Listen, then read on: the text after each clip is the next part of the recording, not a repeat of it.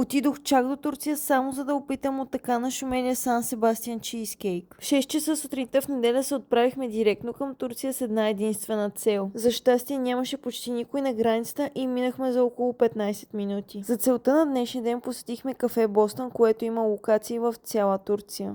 Като за начало си поръчахме по едно кафе, за себе си избрах макиято, което беше добро, но нищо особено. Поръчахме си бестселъра, който включваше пресни плодове, мини палачинки, гофрети, браунита и течен шоколад. Всичко това беше адски сладко и тежко, което беше основната причина да ми харесва толкова много. Дойде ред и на звездата на днешния ден, а именно популярния Сан Себастиан чизкейк. Полях го целия с шоколад, както съм виждала в много клипове да се прави. Изобщо не подозирах, че такова нещо може да ми хареса толкова много. За мен имаше вкус на шоколадово киндер яйце, но в пъти по-сладко. А както вече разбрахте, за мен колкото по-сладко, толкова по-добре. Давам оценка 12 от 10 и препоръчвам да го опитате.